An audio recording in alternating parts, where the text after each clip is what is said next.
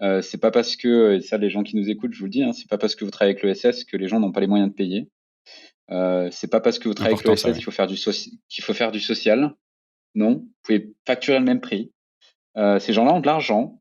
Ils sont sur des modèles économiques extrêmement rentables pour certaines structures. Il y a plein de startups de la Startup Nation qui sont des startups à impact et qui lèvent des millions.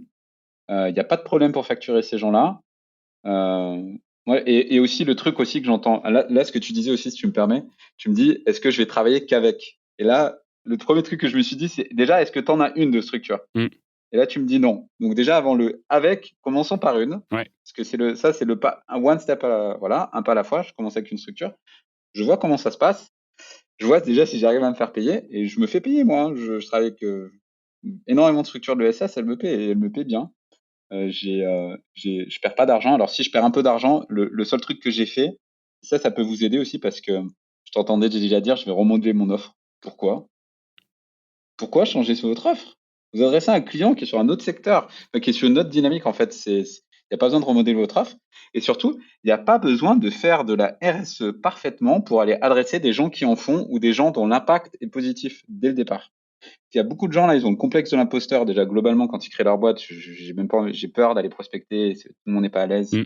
et j'ai peur de pas délivrer, j'ai peur de pas être au niveau.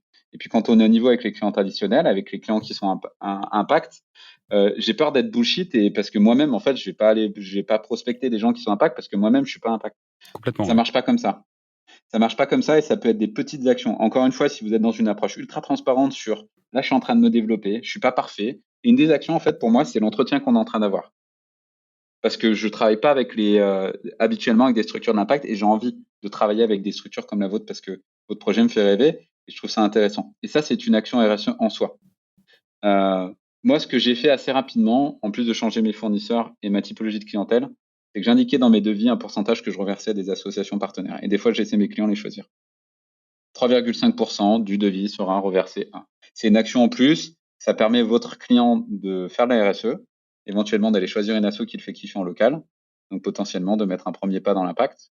Donc ça vous positionne aussi comme un acteur qui sensibilise à travers la presta, et ça vous permet de vous différencier par rapport à des devis similaires où derrière, on est juste là pour prendre votre argent et délivrer. Ok, super Et il n'y a intéressant pas comme besoin d'être démarche, ouais. parfait. Mm. Et il n'y a pas besoin d'être parfait, je vous le dis.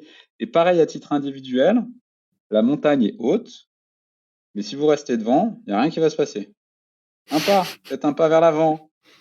Achetez votre savon, j'en sais rien, arrêtez d'acheter du liquide vaisselle, achetez du savon fait maison, faites-le vous-même, pareil pour le déo. Il y a plein de petites actions qu'on peut faire individuelles, que ce soit à la maison ou en entreprise.